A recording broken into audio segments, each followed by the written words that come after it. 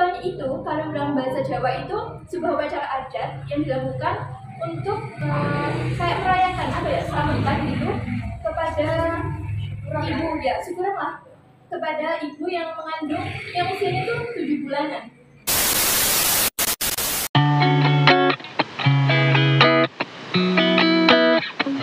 Assalamualaikum warahmatullahi wabarakatuh. Selamat datang di podcast Nagitar, podcast yang asyik, santai, Dan terpercaya.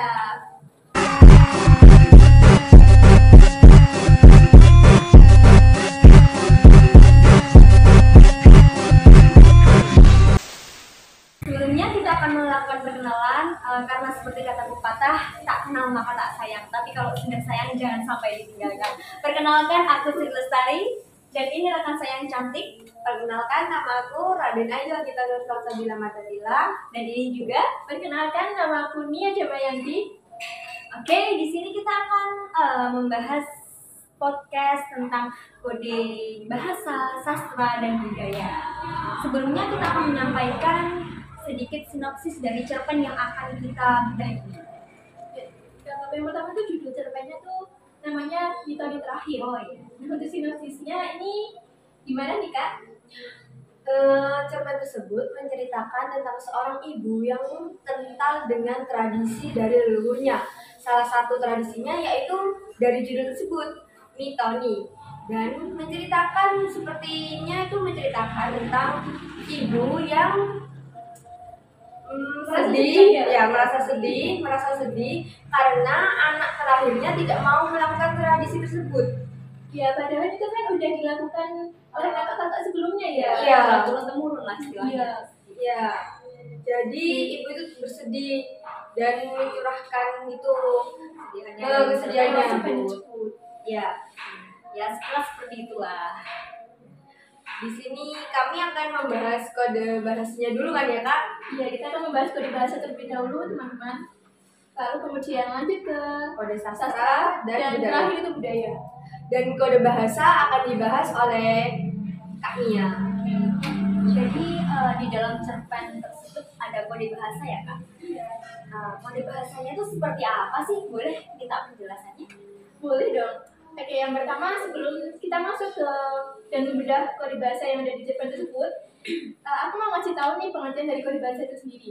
Nah, kode bahasa ini sendiri adalah konveksi-konveksi kompleks yang berkenaan dengan kebahasaan sebagai sistem tanda atau pemberian pesan. Nah, contohnya itu kayak diksi, terus bahasa asing, terus verba, adjektiva, dan lain sebagainya. Nah, di sini tuh sangat banyak sekali di cerpen ini kode bahasa. Yang pertama itu sudah lihat kan dari judulnya itu Mitoni Terakhir. Iya, benar. Nah, itu mitoni itu kalau dalam bahasa Jawa itu sebuah upacara adat yang dilakukan untuk kayak merayakan selamatan gitu kepada ibu ya, syukuran lah kepada ibu yang mengandung yang usianya itu 7 bulanan. Dan biasanya kan kita ini Jawa semua. Iya. Ya, biasanya kan kalau yang 3 bulan itu ada tona. Oh gitu. iya, benar. Ya, ini tuh 7 bulanan itu namanya mitoni. Terus langsung saja kita langsung ke paragraf pertama. Paragraf pertama itu saya menemukan kode bahasa. Yang pertama itu randu alas, terus meranggas leluhurku. Nah, randu alas ini adalah pohon randu atau kapuk itu, tahu kan? Oh iya, tahu. Nah, alas ini kalau dalam bahasa Jawa artinya hutan. Ya, hutan. Terus lanjut yaitu meranggas. Meranggas itu artinya tuh udah luruh dari daunnya gitu. Biasanya kan itu pohon jati udah luruh itu namanya kan pohon jati yang meranggas gitu ya. Ya, gugur. Ya, namanya gugur. Lalu yang kedua adalah leluhurku. Pasti gak asing dong leluhurku ini kan. Biasanya tuh Leluhur tuh kayak nenek moyang gitu. ya memang itu kalau menurut KBBI itu leluhur itu nenek moyang yang diluhurkan. Oh iya. Iya, jadinya seperti itulah. Lalu yang di paragraf kedua itu ada kata ajalku dan juga berkah. Tahu kan ajal? Iya, Ajal tahu. tuh menjemput kematian. Yaitu ajal itu kalau menurut KBBI itu artinya itu eh, apa ya, kayak batas waktunya kita tuh dijemput gitu. Oh iya. Terus detik-detik. iya, detik-detik. Terakhir. Iya. Terus ada namanya tuh berkah. Berkah itu kalau KBBI itu artinya adalah sebuah karunia. Sedangkan kalau bahasa Arab itu tuh berkah itu nyebutnya tuh nikmat. Jadi Iya, ada perbedaan yang iya. satu bahasa dengan yang lain. Iya, banyak sekali perbedaan. Sebenarnya kan penyebutan berkah itu kalau dalam KBBI apa gitu, bahasa Arab apa itu bisa bermacam-macam sih. Iya. Terus kita lanjut ke paragraf ketiga, itu juga ada namanya itu katanya anak bungsu sama restu. Nah, anak bungsu ini kalau bahasa Jawa coba apa? Bungsu itu apa ya? Pamungkas ya. Iya, itu terakhir. anak terakhir. Iya. Oh iya. Jadi kalau bahasa Jawa itu bungsu anak terakhir. Oh. Nah, kalau biasanya kan kalau di kita tuh biasanya kalau anak pertama apa penyebutannya? Sulung. Iya, anak sulung. Nah, ini bungsu itu artinya terakhir, kalau sulung itu yang pertama. Iya. Terus ada kata restu. Nah, restu itu artinya juga kalau KBBI itu menurutnya itu adalah berkah juga. Nanti sama yang berkah tadi. Iya. Terus lanjut juga di paragraf ketiga. Itu di paragraf keempat itu ada kata mitoni tadi yang sama seperti judul yang artinya upacara atau tradisi orang Jawa itu. Lanjut aja ke paragraf 5 itu ada namanya hajatan. Tahu hajatan? Biasanya kan kalau di desa-desa itu hajatan itu adalah sebuah acara untuk merayakan sesuatu yang apa ya? Sakral gitu kan ya. Iya, Besar juga besar. Lalu lanjut ke paragraf ke-6. Itu ada namanya gending Jawa sama kreweng. Gending Jawa, gending itu tuh kalau dalam bahasa Jawa artinya lagu. Dalam bahasa Indonesia ya. Iya, kalau dalam bahasa Indonesia. Bahasa Jawa gending, bahasa Indonesianya lagu. Jadi gending Jawa artinya lagu-lagu Jawa. Terus ada kata kreweng. Nah, kreweng ini tuh kayak serpihan genteng yang biasanya itu kalau di acara mitoni itu dibuat menukarkan atau dibuat alat transaksi untuk menukarkan biasanya seperti dawet ayu gitu. Jadi itu tahu kan genting itu pecahan genting yang tadi itu tahu. Biasanya buat main dulu, anak kecil. iya, Kata umpet biasanya. Biasanya juga ada kalau di daerahku itu namanya gembraan botol. Jadi pakai itu. Oh iya. Nah, kalau di pacar ini namanya kreweng, itu dipakai sebagai alat transaksi. Kalau kita kan biasanya pecahan gini untuk main-main ya, betul apa gitu kan. Kali ini digunakan untuk hal penting ya, Kak? Iya, digunakan untuk hal penting. Lalu kita lanjut ke bagian atau paragraf ke-7 itu ada cucuku. Nah, cucuku itu kalau dalam KBBI itu garis keturunan kedua ya. Iya. Oh iya. Jadi setelah anaknya terus anaknya lagi gitu. Oh iya. Jadi yang kedua. Kalau yang pertama itu kan masih apa nyebutnya biasanya? Anak ya. Iya. Terus kalau yang kedua kan cucu manggil cicit, ada yang manggil cicit gitu. Iya. Yang setelah cucu. Oh, setelah cucu ya. Iya. Itu sebenarnya tuh kalau dalam bahasa Jawa ya itu artinya. Terus ada di paragraf ke-10 itu ada nanti harus sama Kang Masku. Baru tahu kan Kang Mas? Kang Mas. Iya. Itu bisa sebutan untuk suami. Kalau enggak itu nama panggilan sayang ya. Iya. Nama panggilan sayang. Kang Masku gitu. Sibaku gitu. Iya. Ya, itulah kalau di dalam bahasa Jawa. Kalau ke cewek kayak Mbak Yu gitu. Iya, baju gitu. Ini Kang Masku. Kemudian di paragraf ke-11 itu ada kata simbol-simbol. Kalau dalam bahasa Indonesia itu artinya nenek-nenek. Biasanya kan ada tuh yang menyebut apa di bahasa Jawa itu ada yang simbol-simbol, ada yang menyebut mae gitu. Ya seperti itulah. Terus di paragraf ke-12 itu ada kata yaitu Sang Widi, bapakmu, amanah dan generasi. Nah, Sang Widi ini pasti sudah banyak yang tahu karena biasanya di sekolah di kampus atau apa diajarkan kan Sanawiji itu merupakan sebutan Tuhan bagi agama Hindu. Lalu kalau bapakku udah tahu nih, bapakku itu ayahku. Kalau kalian tuh versinya nyebutnya apa? Ayah sih, ayah. Papa? Aku sih papa. Oh papa. Kalau aku nih lebih ke bapak. Oh iya, beda-beda ya. Iya, berarti beda-beda. Terus ada kata amanah. Tahu kan amanah itu dapat dipercaya. Iya. Artinya orang tersebut tuh bisa dipercaya untuk mengembangkan pesan atau sebuah apa ya, misalnya apa yang dititipkan itu kalau dia tuh ngapa dengan baik itu kan disebut amanah. Lalu ada kata generasi. Nah, generasi itu adalah himpunan orang-orang yang hidupnya itu sama atau seangkatan. Nah, kayak kita tuh ada namanya, kita kan generasi Z, Gen Z ya. Kalau dulu kan ada generasi X, Y, generasi Z itu kalau kalian ada yang tahu apa?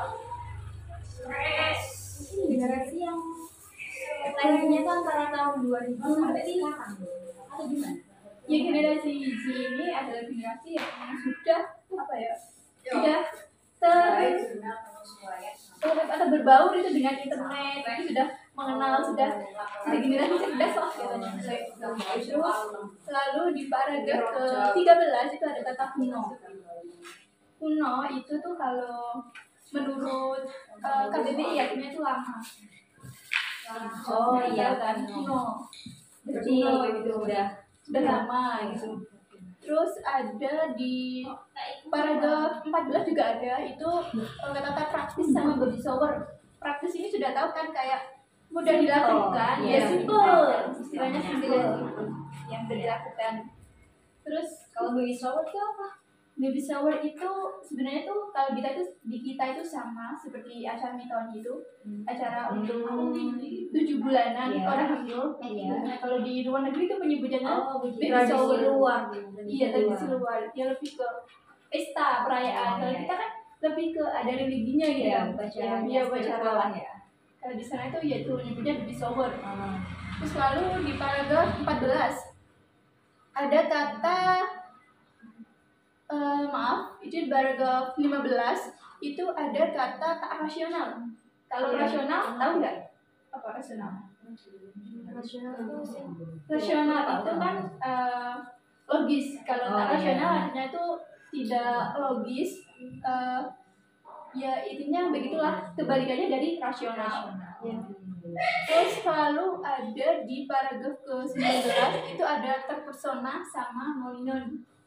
Tahu kan terpesona itu ada lagu-lagunya itu terpesona itu kayak pesona. Nah, seperti itulah kurang lebih. Nah, itu terpesona itu artinya itu kayak terkagum-kagum gitu. Kayak seolah itu kita tuh kena pikatnya. Ada yang wah, dia terpesona gitu. Benar-benar matanya. Jangan-jangan ada yang terpesona ini kan boyfriend atau enggak. Nah, selanjutnya itu ada kata noni-noni kan. Noni-noni ini adalah kalau di bahasa Belanda itu tuh sebutan untuk kaum wanita, atau kalau di KBBI itu artinya noni itu gadis. Jadi biasanya kan ada noni-noni Belanda juga ya. Iya. Belanda, panggilan perempuan lebih ke Belanda sih. Iya. Seperti itu. Terus ada lagi di paragraf ke 20. Kalau nggak salah di paragraf 19 masih ada satu. Ya hampir sama dengan ini, yakni rambut jerami. Artinya berambut jerami itu berambut pirang. Tahu kan pirang? Kayaknya warnanya pirang juga ya. Kayak pirang merah nggak merah, kayak oranye nggak oranye, yang kuning gitu. Nah itu disebut rambut jerami. Itu tuh sebenarnya itu apa ya? Kayak metaforanya itu, kayak ungkapan kiasannya. Biasanya rambut pirang. Terus lanjut ke paragraf 20 itu ada kata pepatah. Pepatah ini lebih ke jenis perkataan yang mengandung sebuah nasihat. Jadi kayak ada kan pepatah Iya, benar. jadi cuma katanya itu mengandung sebuah nasihat. Jadi ada dongeng apa gitu, banyak lah kata pepatah tuh masih sering ditemukan. Lalu ada di paragraf 21. Nah, di paragraf 21 ini ada kata tradisi sama budaya. Nah, tradisi itu mengacu pada ya tadi sebuah upacara adat.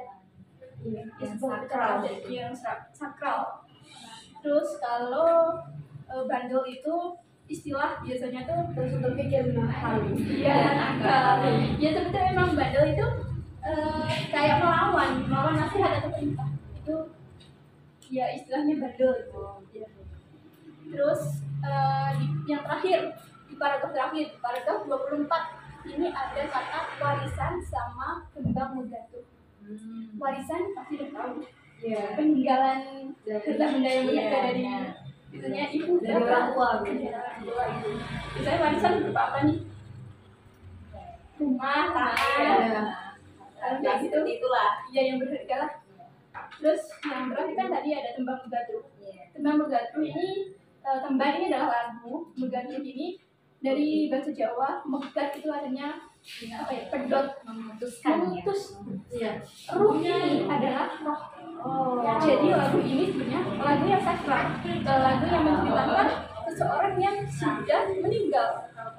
Ya, seperti maut ya istilahnya. Nah, seperti itu. Dan itu saja yang dapat saya temukan di cerpen metode ini. Selanjutnya ada kode, mau bahas kode apa nih? Sastra. Sastra dunia. Siapa nih yang bahas? Aku. Silakan ya Kak Dita. Oke, ini sebelum ngejelasin kode sastra, mungkin Mbaknya bisa pindah dulu ke sini biar lebih jelas dan lebih enak gitu ya. Oke. Sudah ya. Iyalah. Kan break. Ya. Di sini aku saya ya. Bingung ini ngomongnya apa saya. Ya, saya akan membahas tentang kode sastra. Lalu apa sih kode sastra Kak?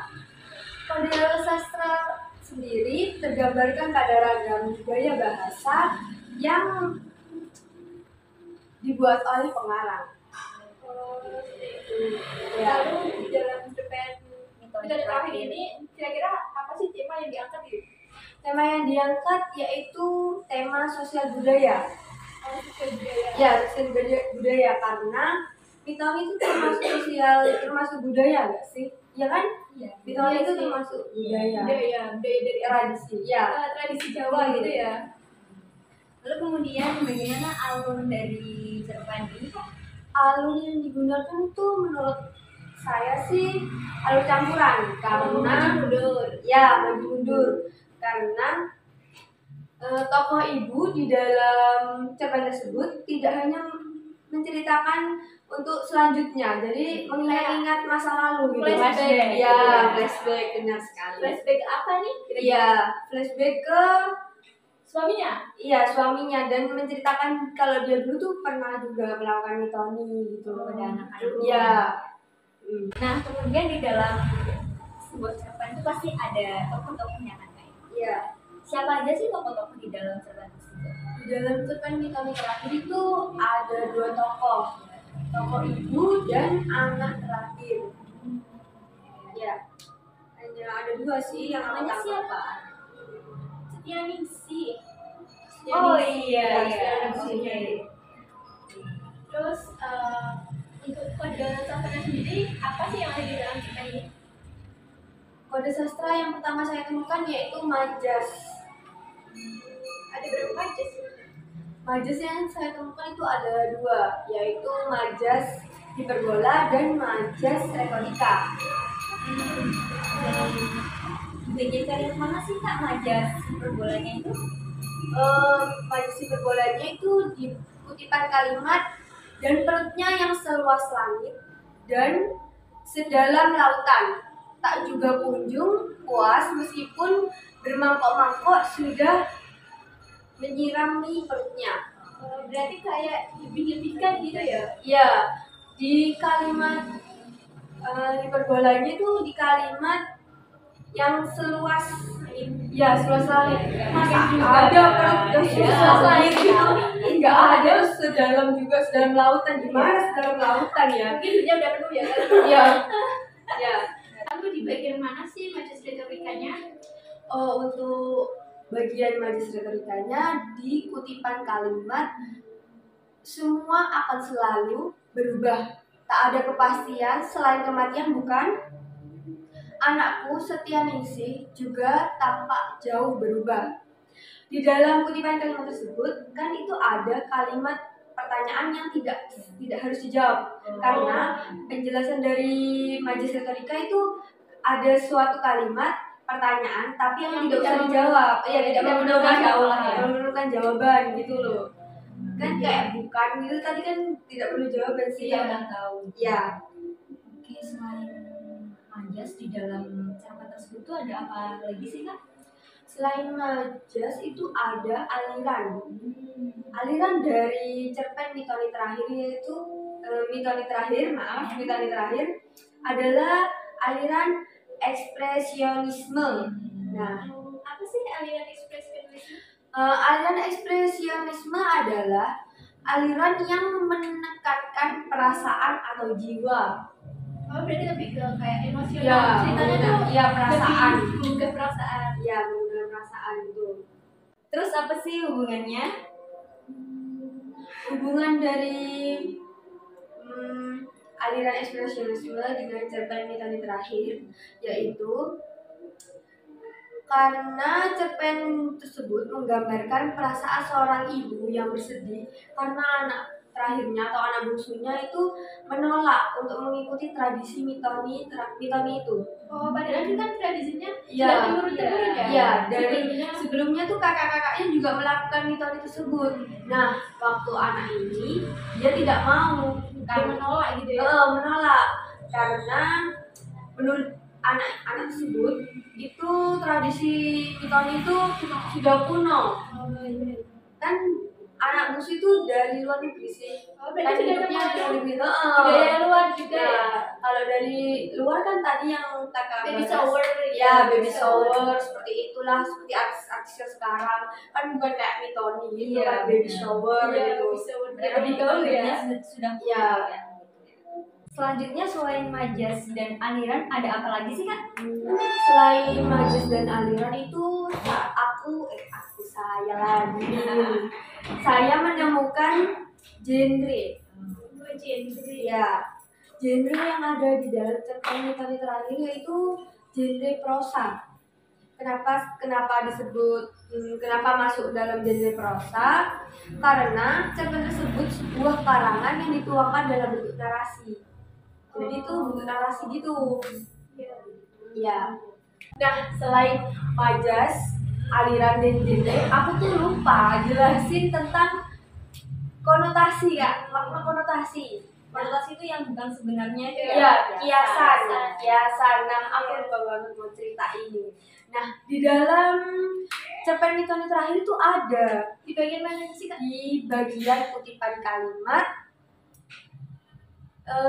sebelum ajalku, aku hanya ingin merasakan, menyaksikan dan memberikan berkah pada darah dagingku yang terlahir di bumi ini agar tumbuh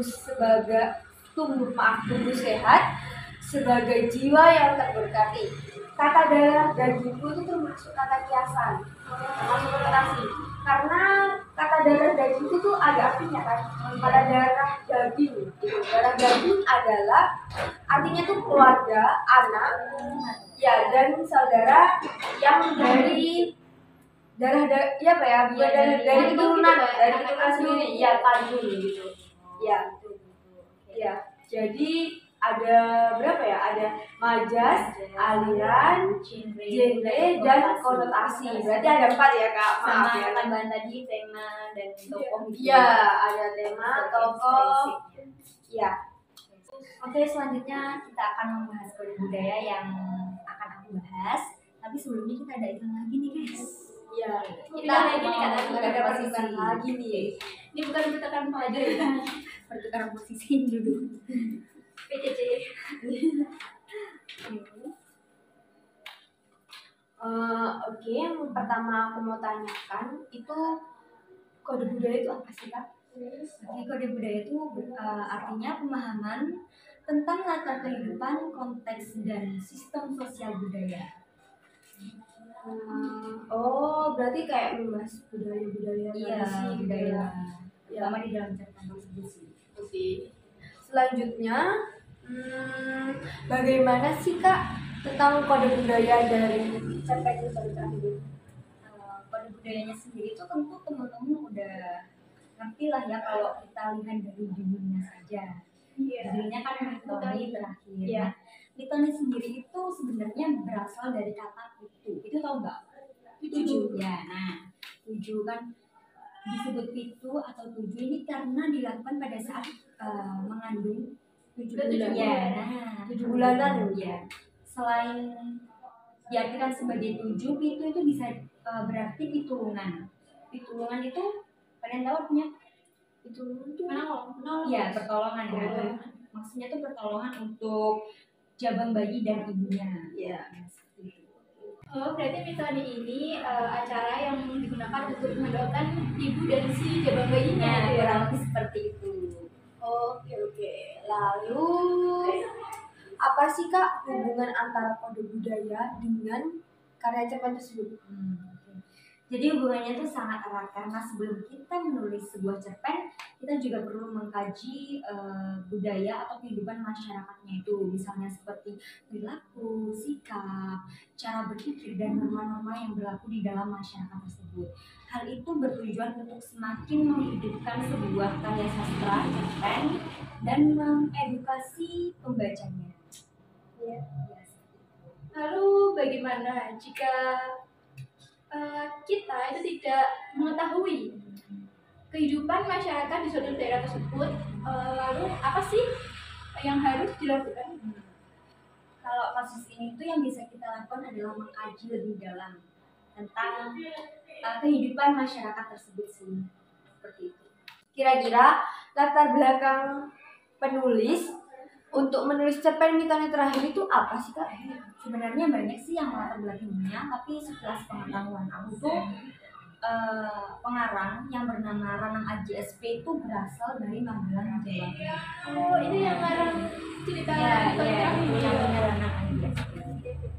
Tahu sendiri kan kalau sesuatu yang berhubungan dengan Jawa itu adanya sangat kental. Ya, Iya. salah satunya itulah Mitoni. Itu pasti Iya. ada. Seperti itu. Lalu ini kan judul sama latar kan udah dibahas. Lalu isinya kode budaya itu apa sih? Oke. Berarti kita ini sudah masuk ke bagian Isi. identifikasi ya kan ya? Iya. Oke, langsung saja di dalam cerpen tersebut saya akan aku akan mengupas kode-kode budaya yang di dalamnya terdapat kode kepercayaan, ekonomi, sosial, spiritual, dan lain sebagainya. Langsung saja masuk ke bagian paragraf yang pertama yang mengandung kode budaya itu terdapat dalam paragraf keempat. Seperti ini teksnya. Ketika usia kandungannya menginjak 7 bulan, seperti adat Jawa yang terberkati, kami ayah dan ibunya menggelar acara mitoni. Kan di sini acara mitoni itu kan. Jadi budayanya itu acara Mitoni. Ya, gitu. benar sekali. Acara mitoni tersendiri itu ya yang seperti dikatakan tadi adalah sebuah upacara adat untuk mendoakan ibu dan jabang bayinya agar selamat. Ya, itu. Kemudian lanjut lagi di paragraf kelima terdapat nilai spiritual. Itu terdapat dalam kalimat. Terkadang mereka itu melihat bagaimana kami mengguyur tubuh anak kami menggunakan air bunga. Oh, Ya. itu mengandung spiritual ya? Iya, itu memang spiritual juga. Berhubungan dengan penyiraman budaya. Iya, disiramnya itu sebenarnya mengandung arti penyiraman itu membersihkan secara lahir dan batin untuk ibu dan si jabang bayinya. Menggunakan air bunga itu mungkin karena airnya wangi gitu ya. Ini upacara ada jadi harus benar-benar rapi dan terstruktur.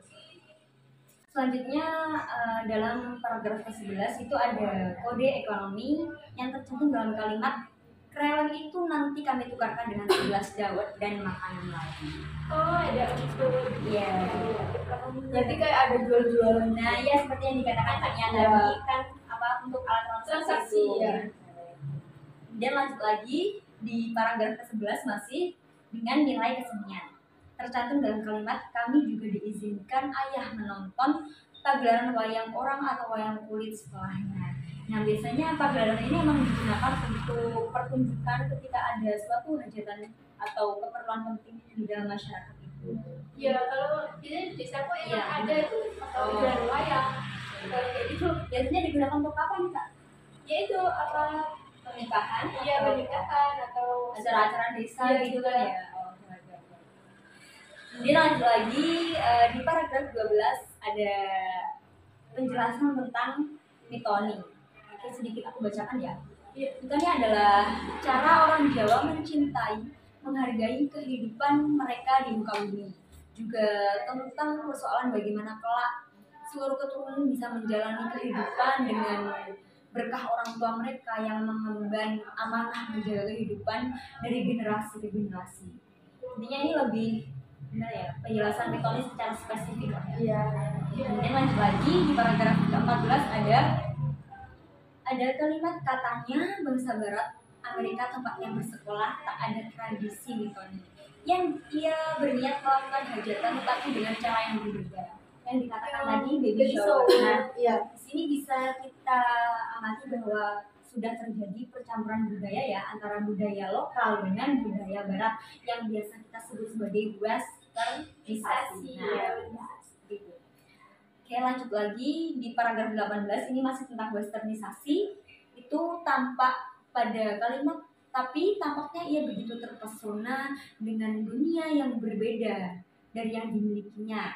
Ia juga selalu berbahasa lain yang saudara-saudaranya tak menggunakannya, berpakaian seperti noni-noni berambut jerami. Kan kalau kita, kalau orang Jawa tuh biasanya dulu kayak kembenang terus pakai Iya, sambal pakai gitu kan ya. sambal. Iya. Karena adanya budaya barat ini mungkin mereka lebih suka. Ya tadi sudah apa katanya? Iya. Kesengsem. Iya. Sudah terpesona. terpesona. Gitu. Kalau orang zaman dulu kan kayak terkenal kesederhanaan. Nah, ya benar sekali. Kemudian lanjut lagi masih di paragraf 18 tadi lanjutannya. Selain itu suaminya yang bernama Pramono, seorang pengusaha yang sukses juga mulai kehilangan lokalitasnya dan mulai menggunakan istilah-istilah negara asing. Iya. Dia kayak gimana ya? Lupa gitu terhadap budayanya sendiri. Zaman sekarang kan juga Iya, seperti itu sih seperti Kak. itu. Banyak yang menggunakan kata-kata. Memang nggak apa-apa sih kita belajar bahasa asing, Iya, tapi jangan iya. sampai melupakan Bahasa kita bahasa sendiri. kita sendiri. Jangan sampai luntur. Iya, benar sekali. Kemudian di paragraf kedua ada kata tembang megatro. Tembang tadi kan sudah dikatakan ya, tembang itu adalah lagu. Nah, tembang atau lagu ini tuh memiliki arti atau menggambarkan kondisi manusia di saat sakaratul maut. Seperti yang sudah dikatakan tadi kan, megat itu artinya memutuskan, Iya, betul. memutuskan Bahasa Jawanya itu. ruh kan, Iya. memutuskan ruh. Nah, di sini tuh wataknya atau suasananya itu lebih ke sedih dan duka Iya kan emang ya. karena kematian itu kan Iya. pasti ada kesedihan dan duka. Kematian kan juga bernuansa kayak mesti sedih. Nah, Gitu ya. iya. Nggak mungkin kan ketawa. Iya. Tiba-tiba. Nanti dianggap gila gak sih? Ya oke lanjut. Ini yang terakhir masih di paragraf kedua aku menemukan nilai sosial yang tercantum dalam kalimat di sana aku merenung dalam sendiriku. Mungkin aku salah. Mungkin aku semacam orang tua yang kamu. Sini tuh kita bisa mengambil nilai sosial dari cara mendidik orang tua. Sebenarnya itu bukan orang tuanya yang kamu ya, tapi kita juga tidak bisa menyalahkan anaknya karena dia juga sudah Nggak mengikuti zaman ya. Zaman semakin lama semakin ya. Tidak bisa mengikuti yang tradisi-tradisi juga. tapi orang tuanya juga tidak salah untuk Iya. mengajarkan anaknya. Intinya harus gimana Saling ya? mengerti Nah, benar sekali seperti itu. dan menghargai. Nah, ya itu saja kode budaya yang dapat aku sampaikan. Kemudian dari sini dari kode apa tadi yang pertama Bahasa, sastra dan budaya, kita akan mengambil kesimpulan apa sih kaitan dari ketiganya di dalam catatan tersebut. Oke, gimana nih Kak? Kaitannya apa? Menurut aku ya, kita kan dalam membuat sebuah karya, Ya, contohnya seperti ini Iya. kita kan medianya itu menggunakan bahasa. Ya benar sekali. Nah, bahasa itu sendiri akan apa Diperindah ya, diperindah dengan kode-kode sastra. Tidak Ya. cukup itu saja ya kak ya? Iya. Gimana? Juga di dalam kode sastra kan juga ada makna konotasi gitu. Iya. Makna konotasi itu kan kayak kata kiasan-kiasan Iya. gitu. Iya, Dalam fungsinya cerpen Nah, biar lebih indah Iya, juga benar. kan bener kayak kode bahasa tadi. selain itu juga kita butuh budaya sih. Budaya ini untuk lebih menghidupkan cerita tersebut dan memenuhi tujuan dari cerpen untuk memberikan edukasi kepada pembaca atau penikmat cerita. karena juga sastra sendiri kan sangat berkaitan erat dengan masyarakat kan. Itu maksudnya itu benar budayanya sekali. tadi. Ya, benar sekali seperti itu ya. Mungkin itu saja dari kami Nagitar. Podcast Oke. nah gitar bukan gitar. Tadi jargonnya apa nih kak? Apa ya? Lupa ya. Apa ya tadi? Udah nggak usah ya. Oke kita langsung tutup saja. Sekian. Sebenarnya kita itu apa sih katanya? Kok dari Nah, tadi? gitar. Oh iya, lupa. lupa. Nah, Kita gitar belum itu dijelasin ya. kepanjangannya tuh dari Kak Nia, Nah, terus Agita Agita dan Tari. Ya, seperti itulah ya kurang lebih. Ya. Oke, sudah ya dari kami. Wassalamualaikum warahmatullahi wabarakatuh. Bye-bye. Dadah. Selamat datang di podcast Nagita.